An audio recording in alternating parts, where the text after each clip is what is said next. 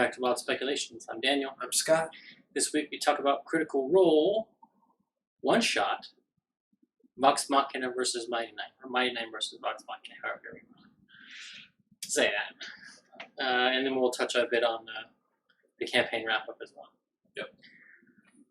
Yep.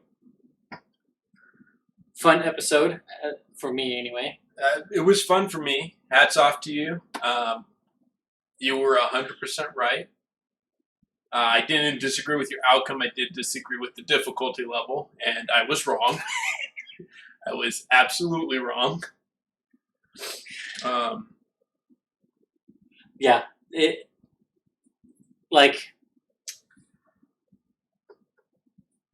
Matt, I didn't know how Matt was going to structure it. My assumption going in was Percy and Molly would have been on the field at the same time.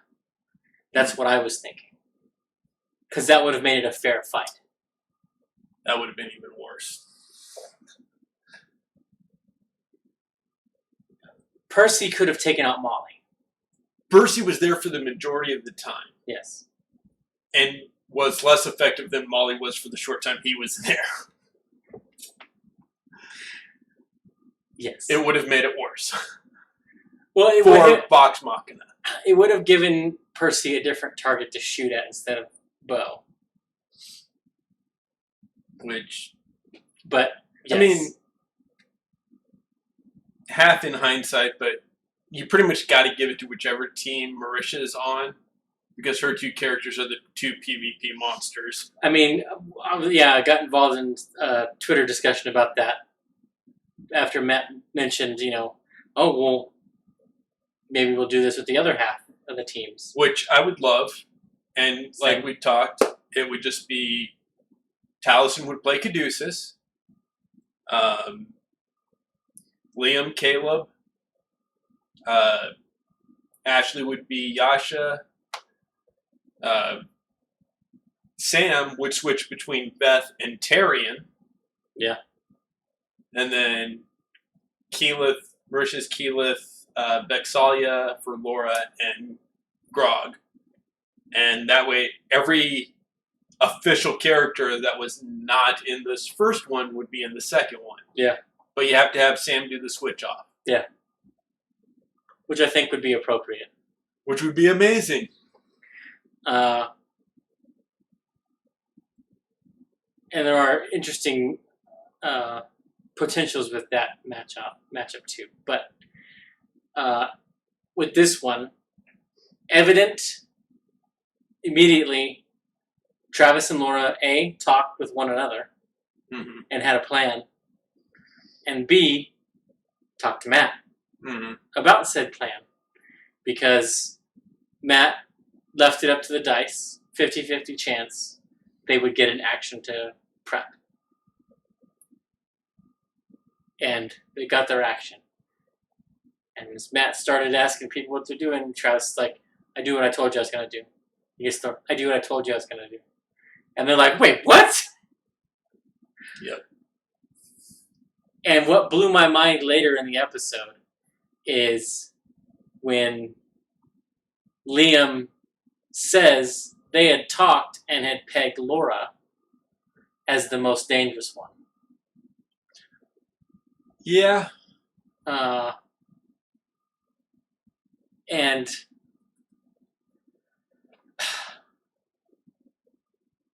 I don't know why they pegged Jester, and they were joking we should have chosen Laura. But I don't see how they could have made that determination. Also, they didn't focus on her at all. No. They focused on Bo. Yeah. Who was the actual danger. Yes.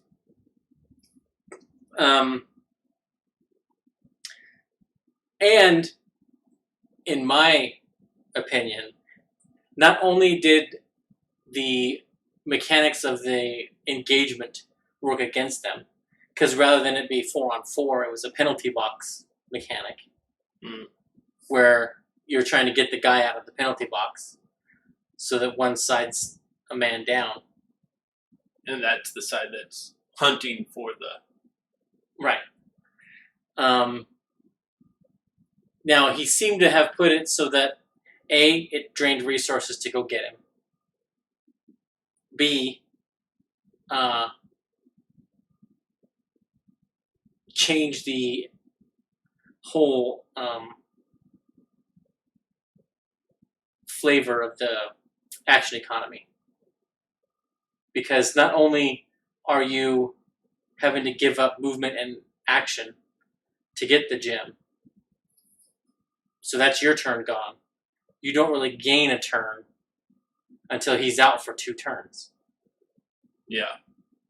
In the sense that you don't make up that lost ground. So that, and Matt ruling against Marisha on her lightning and stunning strike against Liam. Okay. And then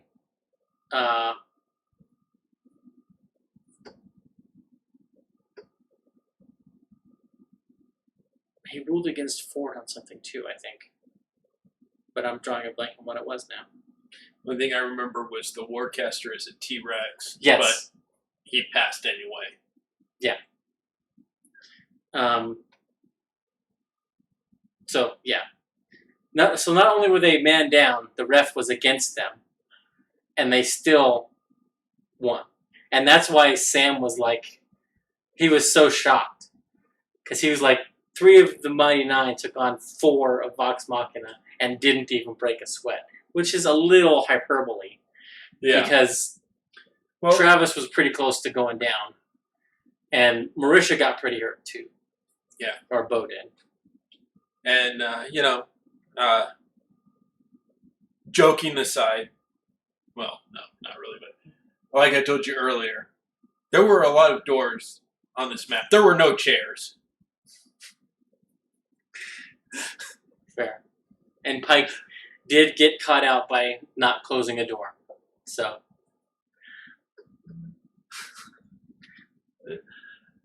But yeah, I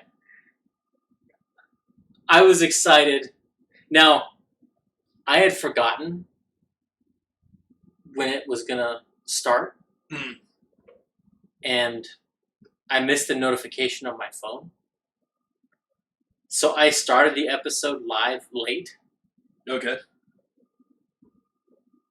And I started when Pike had to heal herself. Okay. Is basically where I came in. And I was like, oh, that's not good. She's having to cast heal. We can't be that deep into the fight yet. And then on my rewatch, I was like, oh no, that was pretty early. No, we were not very far into this fight when that happened. Yeah. And I was at work, so I came into it when Ford came around the corner as a T-Rex and basically bitch slapped Scanlan and chomp Pike. Yeah. Yeah. That's where I came in. Yeah. At the death knell of Scanlan short halt. Which I love it. This changes a lot of campaign 1. Yeah, this is funny. Yeah, they don't stop Vecna, but at the end, their souls all get returned to their bodies. So. Yeah. Also, I appreciated including us, the fans, in this one. All of the imps and other fiends crawling on the outside of the cage watching. That was us. Yep. Which kind of makes me wonder who the imp that was flying away might have been supposed to be. Was that maybe a Chris Perkins insert? Is that another incidence of a fan? Brian. That was fucking Brian. Yes. Yes. I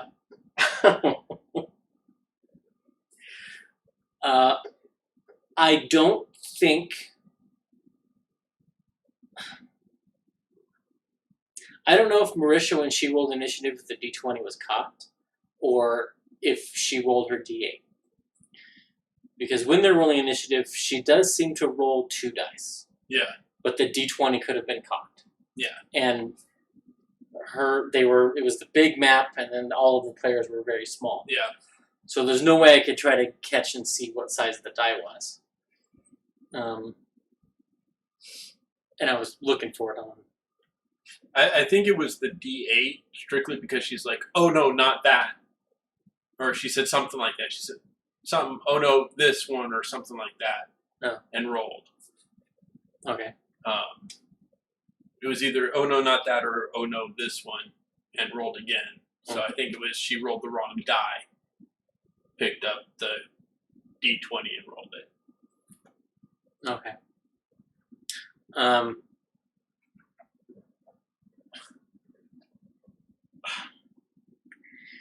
So I again, because she didn't say, "Oh, I'll add this," I have to. The assumption is she did use the D8, or she forgot about it. Yeah. And I don't know how to call that one, because it was a resource. She can only use it once a day. She's been playing both, so she tends to keep that until she thinks she needs it. Yeah. So I don't know if that was on her mind or not. Yeah, I'm not sure. We have but that was basically part of our discussion. Mm-hmm. Who gets initiative? Yep. Is going to be super important. And then Vax and her tied, so they rolled off. She won. Yep. Which was crucial at the end. Yes, very. Sentinel was the final nail in the coffin on this one. Yeah. Because Liam said Vax was going to fly across and heal Pike. Well, and other things that put a nail in it were when Vax came down and did lay on hands on Scanlan, he threw the dagger. Yeah. It would have been a 5-foot step part of the movement out if he had just stepped forward and stabbed her. He would have got all the damage from that D20 and not let her reduce it by 30 points. Yeah. Yeah. But he would have been stuck. Like that trigger, the Sentinel attack might have nailed him down a turn early. Yeah. And now all 3 of them are all there, with Ford and Bo being right there, and Jester lobbing. Yeah. Better or worse? I don't know. Yeah. The doing it the way that he did put him in a position to take the gem and hide it. True. So they had Percy another 2 turns. True. But I don't know. But as you said, Percy was an extra 30 damage. Like, yeah. Yeah. Yeah. It's a tough call. Yeah. I'm not going to say he should have done it that way, but I'm going to say it's a tough call. I think... Because the look on Marisha's face, you throw it? Yeah? Okay, buddy. Yeah. Especially after, because that was after her toe-to-toe with Percy. Yeah. When she was catching everything. Yeah, it's like, boom, can you do that with that thing? I can.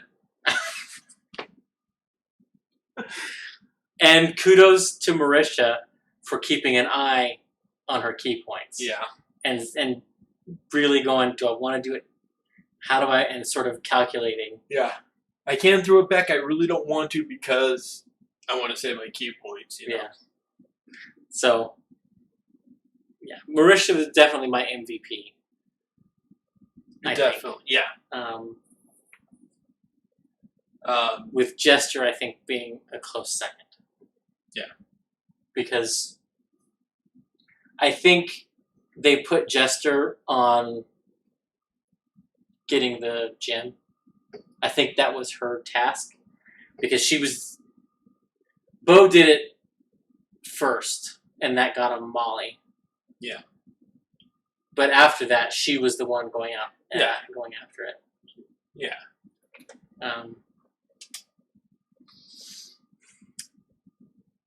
I felt real bad for Sam because Molly stopping his dimension door. Yep. Getting stun locked by Bo. They were vicious, and they were like, there were some fucked up moments. You know, using the letter while it was, to clot the wound and then to wipe his blood off. Ripping the throat out of a bard. That was so beautiful. Beautiful, but fucked up. Which, I mean, is my humor, my way, Yeah. Pretty dark. Jester's duplicate standing on the lava. I'll catch you. Which was another ruling because she didn't even get to attempt the deception check. So, yeah.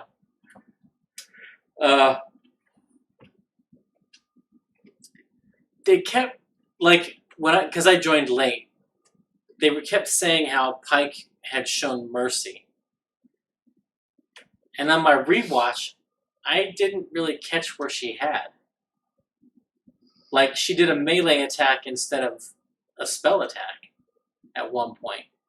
I don't know if that's what they were referring to about her being merciful against Ford. I don't know. That confused me when I joined late, and on my rewatch, that's the only thing I could peg down is she didn't cast inflict wounds or harm as on her reaction. Yeah. And then we talked about how if she had hit Ford with inflict wounds, he would have dropped, and used relentless endurance, but it would have dropped her. Yeah. Which would have made for a pretty cool moment. I mean, it would have made for a cool moment. It would have allowed Vax to swoop in and steal the kill.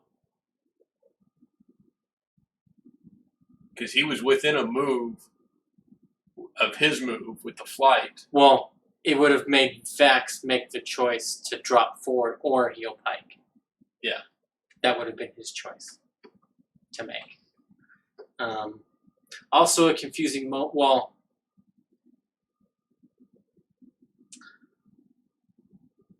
I think Travis wanted distance between him and them.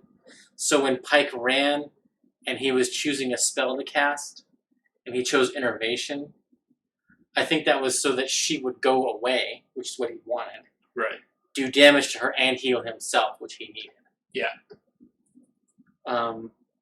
But we see that he cast Booming Blade, which he must have taken with his Warlock level. Yeah. That he just never used. Which is so good. Yeah. That set of cantrips that originally appeared in the Sword Coast, I think. Yeah.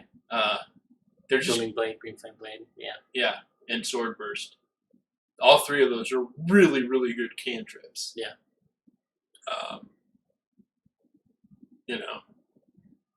Sword Burst is great for when you're surrounded.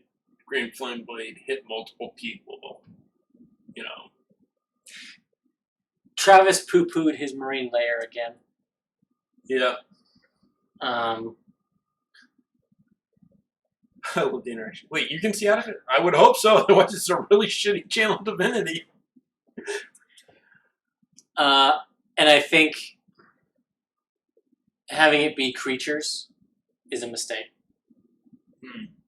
Which, we talked about when he took it. When we started getting the mechanics of it. Yeah. As shown here. And, at that point, I almost would have I think the sounder choice was for Ford to leave Marine Layer up, and for Bo to join him in the cloud. Mm. Yeah. Because Percy then has disadvantage on all his attacks. And Bo and Ford can go back to back and just beat the hell out of everybody. Yeah. The other thing that and Vax can't do sneak attack. Yeah. Is that while he always used Marine Layer, he had another Channel Divinity from that oath that we never saw used, I don't think, in the campaign or this, which I think is a better one, almost. And that's the ability to push people with a wave as you attack them. And if he had played control and just, boom, knock him next to Marisha so she can go to town on him and lock him down with Sentinel. Yeah. That gets him away from him because he wants to be the range person. Gets him next to the people who can lock him down. But he just never, ever used that Channel Divinity. Well, that and, Sentinel works best when the Sentinel is next to somebody. Yeah. Because you're triggering that extra hit. And when your Sentinel can buy reactions. Yeah. What you want is her as the Sentinel and then someone like an Path of the Ancient Guardians Barbarian who, okay, I hit you. Now you've got a disadvantage to attack anyone but me. But if you attack me, she's going to hit you. The Cavalier Fighter can do that. Yeah. Any of those kind of... such a nice setup. It's just like, no. But then even at higher levels, the Ancestral Guardian, okay, you chose to attack her, that's fine. Just manage. If you do hit, I can reduce the damage to her. Yeah. I think we didn't do that in the Theros game. Or not Theros. No, it was a game that I ran in, which you and Alex. Yeah, that's right. And he was the Cavalier, and I don't remember what exactly. I think I was the Ancestral Guardian. Okay. So we both could impose disadvantage. Yeah. So they had disadvantage no matter what. No matter who. Yeah. Yeah. That was nice. That was one of the games that I ran. That's right. Because I remember getting very frustrated with the two of you. Yeah.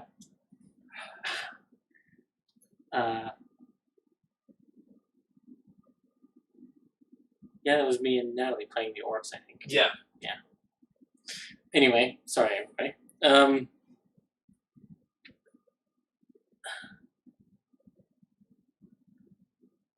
They were commenting on Talison's die rolls and how, oh man, he's just so bad. And they mentioned the theft of the snitch. Yeah. And I think it's confirmation bias on their part because I remember Percy's guns jamming all the time. They jammed a lot, but at the same time, he hit a lot more. Well, I mean, a third of his attacks Bo caught. Yeah. And then he missed half of it. Yeah. So, yeah, he was fairly thoroughly neutered, either by player action or dice. Yeah.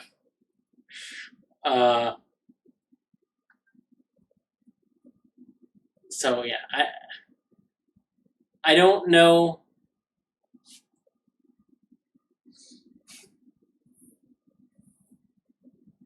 I don't know if Matt designed it the way that he did to try to save time. Even though they were almost, if it had been 4v4, I don't think it would have gone to 5 rounds the way that it did. Right. I think it would have been over in 3.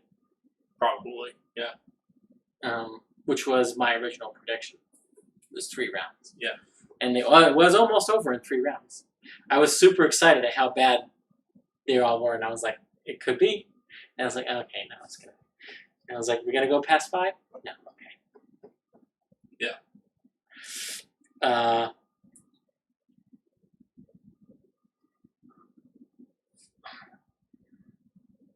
But yeah, I was super pleased with how it went in regards to both entertainment value and I was right. I was right. Yeah. I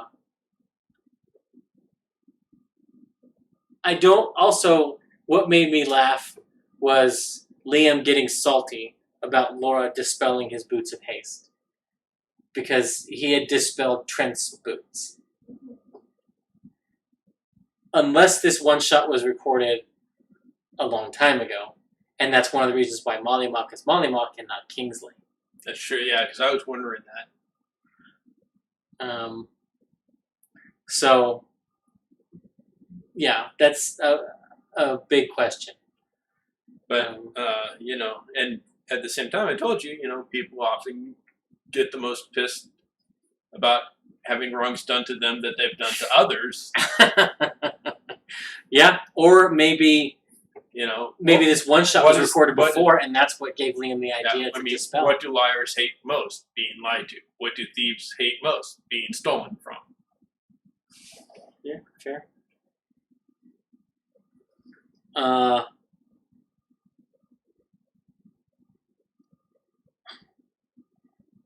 don't know if there's any more. Well, I guess we should touch on the Mighty Nine and Vox Machina just going, should we just have an orgy right off the top? Yeah. And I like how later she's like, dang, you pitched the orgy? And I was like, no, it was 4. Sam just said, we won't defile your bodies unless you're into that. And Ford's like, wait, why don't we just have an orgy? Yeah.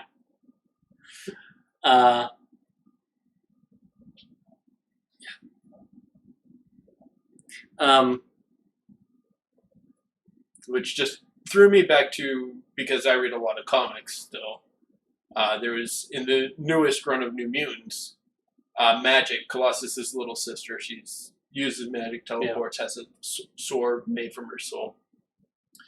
They're out in space, share space, and there's a ship full of bad guys. Guys and girls, and she's just like, you have 2 options. We can make out or I can kill you. And they chose violence, but it just, the cult, how do you want to get your aggression out? Yeah.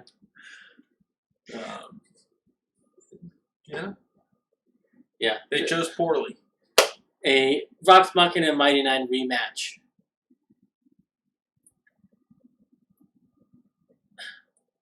It's hard to, Marisha definitely is going to be the one to contend with.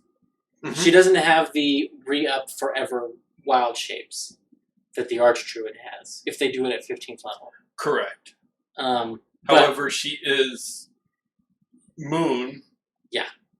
Which gives her vast tanking ability. Yeah. And, she can hang back and sling spells. And then when they get close, wild shape and tank it. And she can... And she'll have elemental form. Yeah, that's the big one.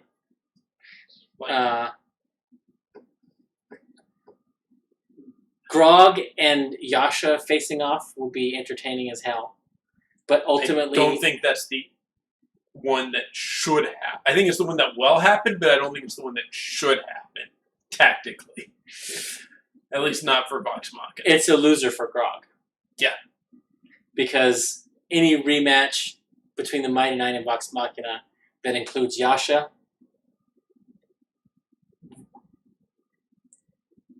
they're probably going to win because she doesn't die.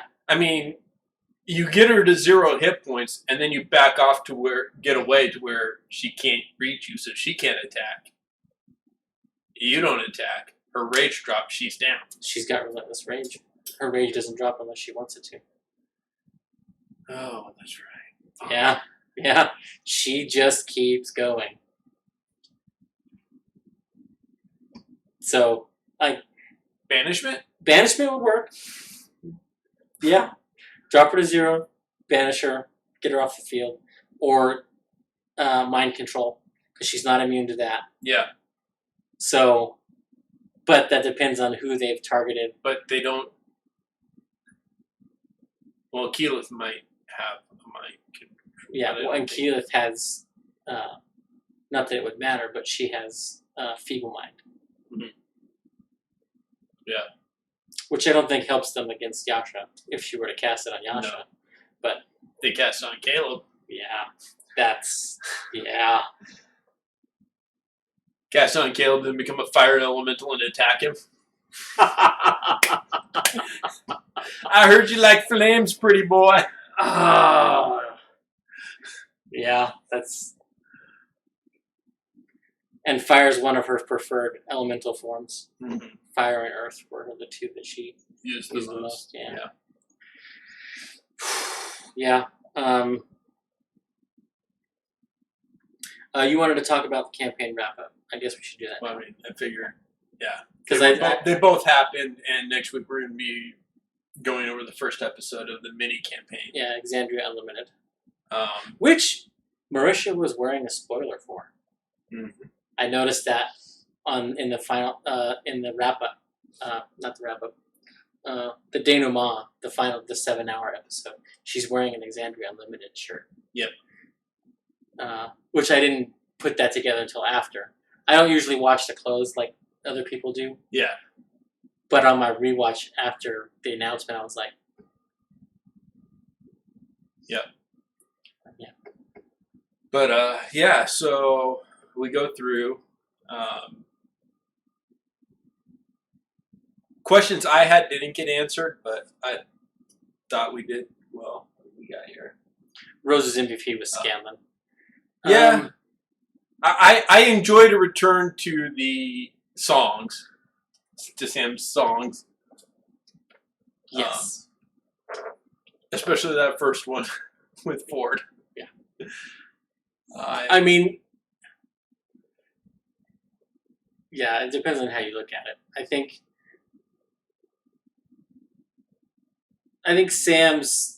Scanlan, his singing and bringing everyone, that was definitely the highlight for them, I think. Scanlan is always a strong potential for MVP, much like Laura in general. Yeah.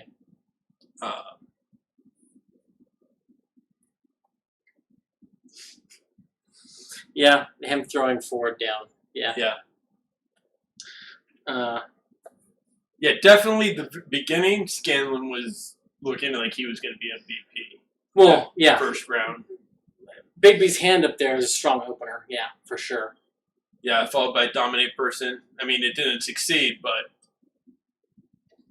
Yeah, neither Dominate person that was cast succeeded. the look on everyone's face. Wait, that was a bonus action? Wow. Yeah. There's a reason why Liam took the spell in campaign 2. But yeah, the wrap up. Yeah. Few things we did get to find out what Kiri built. I was a little disappointed. You were? I wanted it to be something that would cause trouble. My headcanon is it's a music box that plays the brown note, and anyone that hears it has to make a wisdom save or crap their pants. That's my headcanon for it. Because, I mean, she was, I don't know, for a week, surrounded by just the Mighty Nine, and then she was given to gnomish inventors / kids that made a living off of mischief. I just felt like there would be something more to it, you know? I think the music box, I like that. I do like that Matt was like, I didn't even think about it. I was just like, what would she have heard someone say? Yeah. And it also, because Kinku are excellent forgers, it makes sense that she might take apart the box and rebuild another one. Yeah. No, it makes sense. I just wanted it to be something more mischievous. Fair. I do have to say, the wrap-up proved why Brian is involved. Okay. And why it's good that Brian is involved. I don't know. I didn't appreciate the die roll to see who was going to ask the question. I don't quite understand why that was the format, other than to maybe not have a host and have it feel more of a round table, maybe. Maybe. It felt like it was in the moment. Let's do it. Okay, yeah, why not? You know, just a randomness. Yeah, and I'm also interested to know how they curated the questions, because each of them were going to ask a question or ask their questions. If they each picked those questions, yeah. Although Matt asking himself a question seems that's unlikely. It was probably Danny who curated them, and then they were just picking from the list or whatever. Yeah. Or going down the list. I think they were picking from because they were like, "Oh, I like this one," you know. Yeah. And then when they were like when they got the role, they were scrolling. Yeah. So yeah. I think Brian, because watching the Campaign 2 wrap-up, I kept thinking back to Campaign 1's wrap-up. And they structured this one similar to the other one, where we're going to do questions for this one, questions for this section, questions for this section, questions for this section. I do like the reveal when they asked Sam, you know, you said Brent, what made you, you know, and he was like, yeah, I was not at the time. I used Veth, which you had never heard. Then I used Bren, and then I used Otto. Veth, Bren, Otto. I was like, motherfucker.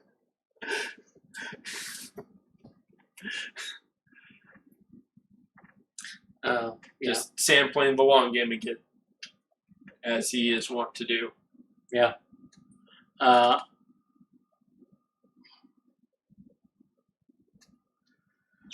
I'm trying to think.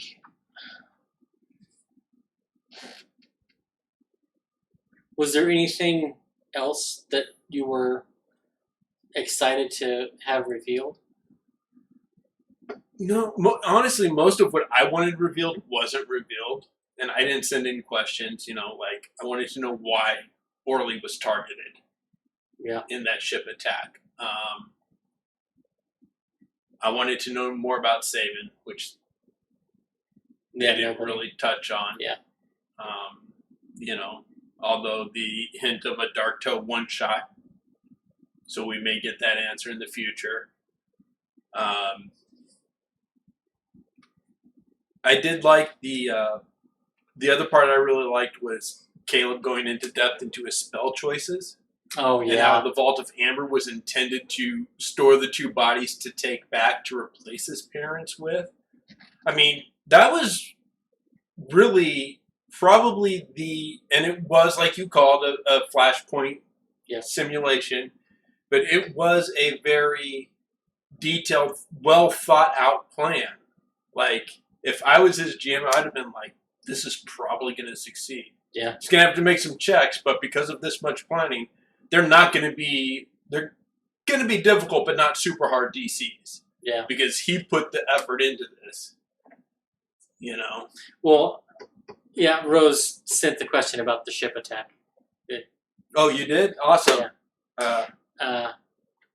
So it was in potentially on the list. So, But that's one of those things. Like, yeah, most of the questions that I have that I want answered can't be or won't be. Yeah. Especially, like,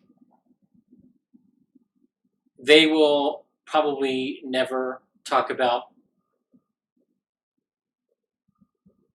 what was after Cognosa. Yeah. Because also the reveal that he had set up everything for Matt Colville to come. Oh yeah, no, that was the one that blew my mind. That was like, whoa, fuck. Because I was watching the Chain at the time, because that's when about the time the Chain started. Yeah, and people were asking Matt on Twitch, "Hey, and on Twitter, are you ever gonna guest star?" Mm-hmm. And so they had to have talked about it. So yeah, I wonder what it was. Yeah. Matt Mercer said he was going to play the head of the Ogden Trust, and Matt Colville had detailed out the people who work under him, and he had his bio and the immediate people under him bios made out, and he had basically fleshed out the whole of the Ogden Trust, so that when he played his character, he could be like, this person was I wouldn't have to consult Matt on anything. Yeah. So he had already worked with Matt, and they had detailed the entirety of the Ogden Trust. And then he's like, hey, all that work for shit, they're not doing it. Sorry. Yeah. Rose enjoyed the Plank King, idolizing the Cobalt Soul. Yeah. That was good. I understand Matt's thought process there. Like, it all sort of made sense.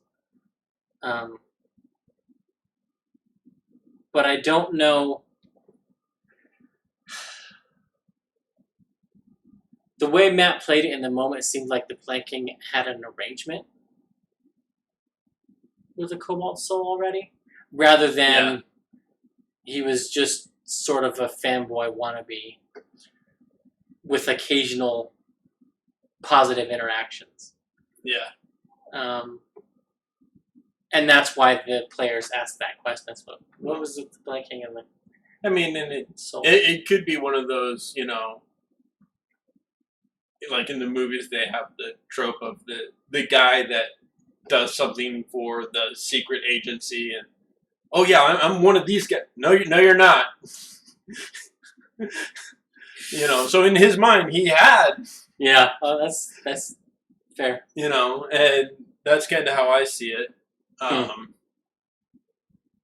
Cobalt Soul just frowns on people who wear scalps, I think. Probably. At least scalps that aren't their own. Yeah.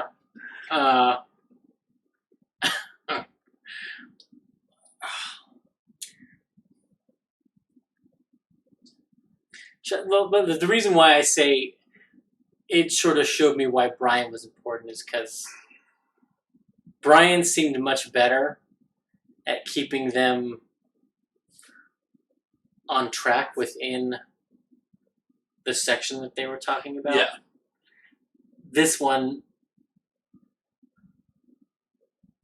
the fan questions were selected from this section, but they talked more all over the place. Yeah.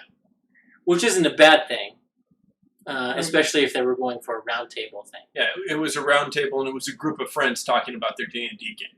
Yeah. So that's going to happen. Yeah. Especially when you don't have a dedicated host to steer the conversation. Yeah. So not that Marisha did a bad thing or anything.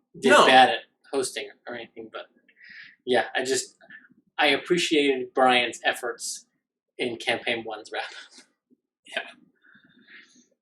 Yeah. I'm interested. I really want to know what the order was for Sam's Campaign 3 character at this point. Yeah. I really want to know. I want to know who's playing what already. I know we still got the mini campaign, which is going to be 2 months. It's an 8 episode, and we probably won't start hearing too much about it till probably episode 7 or 8 about campaign 3. Maybe 6 if we're lucky. I mean, somewhere around 6 we might get like the silhouette drop like we did for campaign 2. I think that was a month out, though. Possibly. But there's nothing saying that campaign 3 is going to immediately start the week after the mini campaign ends. They could do a mini campaign wrap up. It's fair. But this does show that they're building in keeping August sacred for Matt and Marisha and Talus and going to Burning Man, even though that's not happening. They're keeping that in the schedule. Yeah. Which I think may have been one of the impetus behind Exandria Unlimited. That was probably planned to have taken place, whether Matt was going to be available or not. Yeah. When COVID happened and Burning Man's not happening, Matt can play. Well, Matt should play. Yeah. So I'm wondering which one of the cast got bumped so Matt could play. I mean, there could not be a bump. You don't think so? It could be just let's add Matt. Yeah, that's true. It could have been, hey, let's just add a 5th. Mm. Rose loved the story about the skeleton in the basement. Yes, that was amazing. Not something I thought of. I think we did say that she murdered the innkeeper and took it over, but we didn't think she was a drow. We didn't think it was, the whole details around that. If I remember right, we did say it was probably the original owner, but we thought she was using. I think we thought she was a shapeshifter that took the form of the person who she killed. Or was some sort of agent, yeah. Yeah. So we were close, but not quite. I don't remember, did he say how long it had been down there? No. It takes a while for the human body to become a skeleton. Elves are long-lived.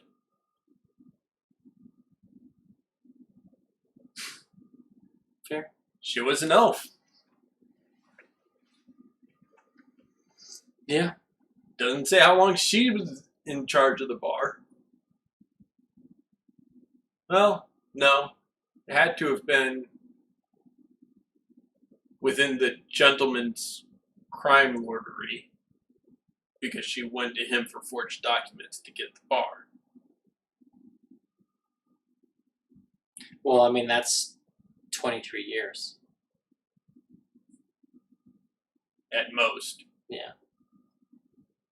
So, if that's the window, then... I mean, and he wasn't a kingpin initially, so it's probably more like 15 years ago. Before they met her. Yeah. Yeah, Rose, she says, I was confused as to why it was a skeleton already and why she kept it down there and let people use the room. Yeah.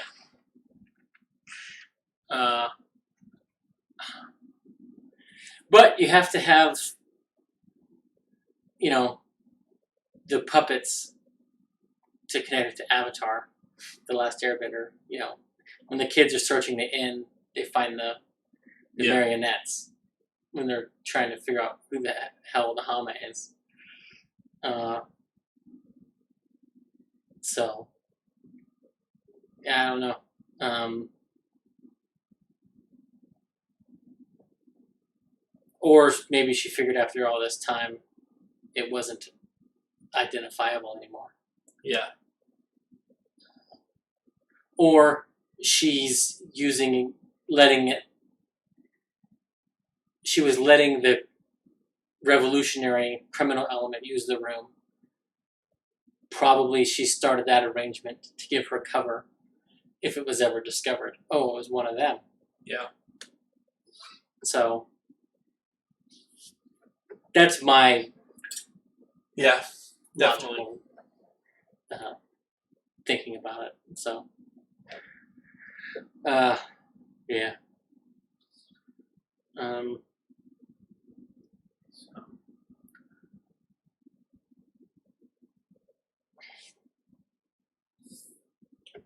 I really wish, because like Matt said that he was gonna let Liam do it. Yeah. Time travel. And I really wish Liam had. Yeah. And or that someone would have asked, what would the process have been? Or get some kind of, although Matt opened up a little more about the Luxon and seemed to pour cold water on my theory that the beacons were a result of successful time travel. Yeah. That to prune alternate timelines, they get condensed into the beacons, which we're kind of seeing in Loki. Yeah, so that's a little bit TBA shit right there. Yeah. Which, if the the Luxon could be a being like that. Oh yes, yes, Rose, the Warforged. Yeah. Which we talked about, that was probably going to be how he did it. Which begs my question: how many elves, reborn, and or Warforged will be in Campaign 3's party, as those are the ones that need a 4 to 6 hour long rest instead of an 8 hour long rest? All elf monks. But everyone has a different subclass. Yeah. Yeah, I don't know. I also have a feeling that the Aormatons, are not going to be stated as Warforged. That's my guess. My guess is he has his own idea. That we'll get in the Campaign 3 source book? Yeah. Yeah, I can see that. Much like we got the Revenant both in the Exandrian book and the Wildmount book. Yeah. And we got the Drakenborn. Yeah, well, variant. And not only that, but I also, like, when someone wants to play a Warforged or anything adjacent to that, at my table, I present them my version. Because I think my version is better. Yeah. The integrated protection I don't like at all.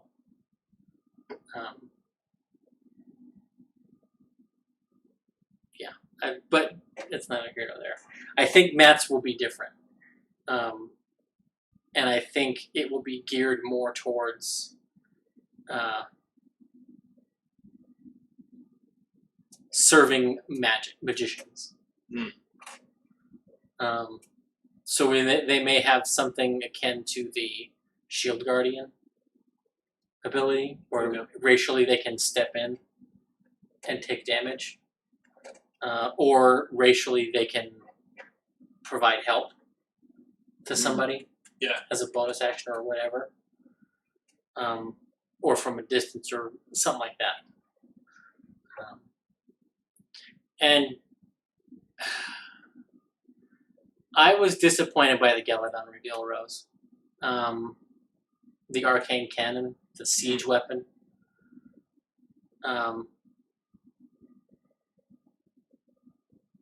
It certainly would have come in handy had they failed and this city came to the material plane. It would have come in handy in blasting apart the city. But I liked it. I preferred our theory that it was a threshold crest. Yeah, I mean, just because it would have been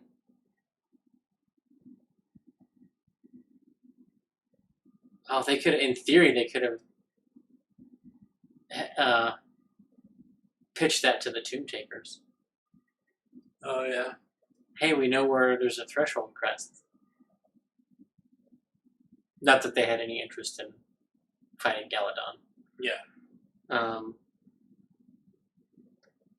Although it was interesting that Travis pointed it out that this is the first time in either campaign they fought a dragon twice, or faced a dragon twice, didn't die and didn't kill it. yeah.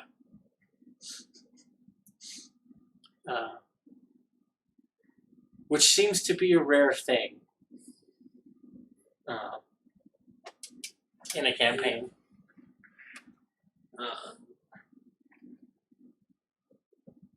Although I don't know if you count this dragon turtle.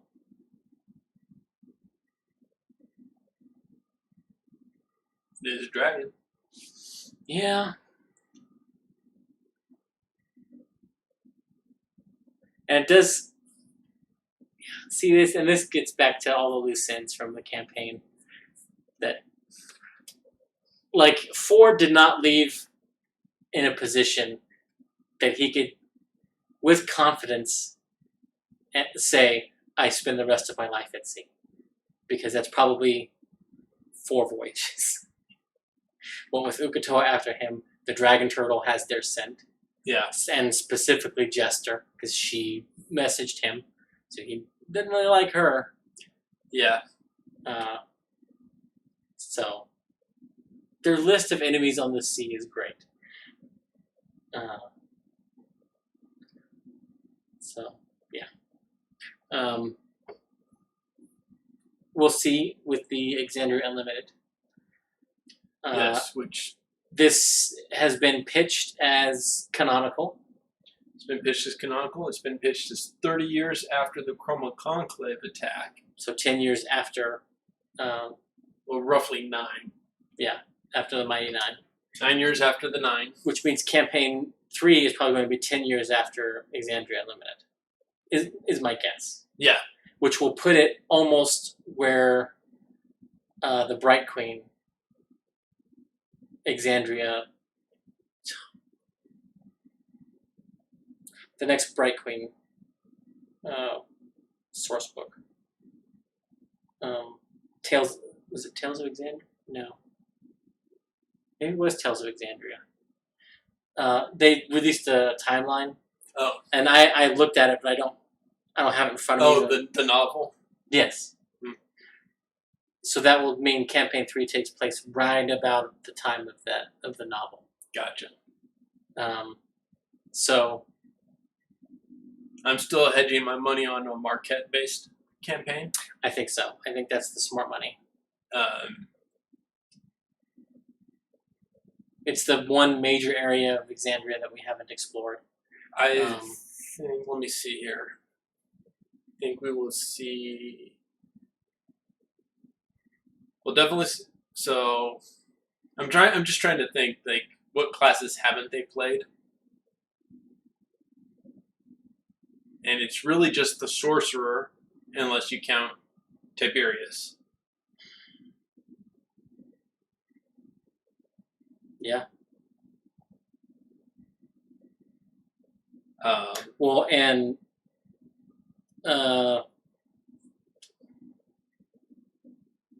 the artificer. Yes, thank you.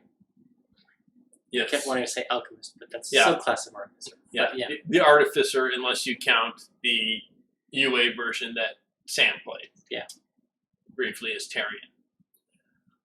So I think we'll see those two classes. All right. They seem to tend to like to, branch out, try to, I think Laura will finally get to be either a rogue or a warlock. That's my guess. See, my guess is she's going to be a bard. they've talked about her being a bard multiple times, or suggested it to her.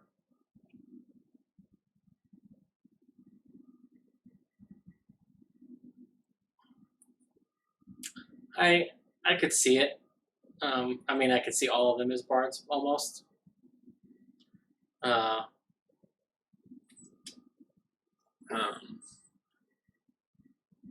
but yeah, I don't know. Yeah, Travis probably won't be a spellcaster, or he will up his spellcasting game with his experience with the warlock. Yeah, Maybe he'll do the sorcerer. maybe. Yeah. The only other one, it's just because we haven't seen a full one, we've only seen multi-class dips, is Paladin.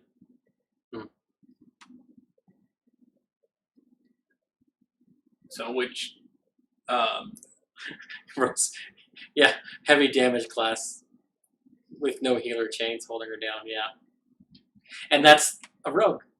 perhaps Taliesin will play the Paladin.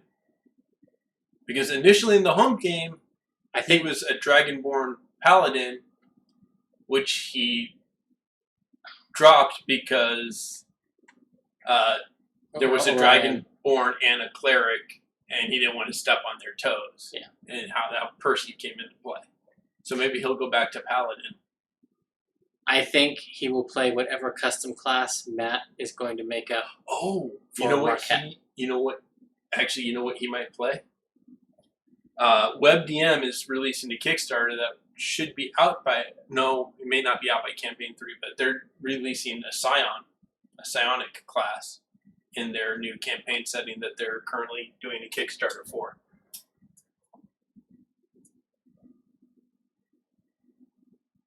I don't know. So, thus far they haven't reached into third-party stuff very much that isn't released through Wizards. Like they've taken a couple of Acquisition Incorporated spells because that was released with Wizards. Yeah. So maybe not, but we shall see. We will be here next week talking about Exandria Unlimited and how we think that fits in. And yeah, we'll see you guys next week. I guess.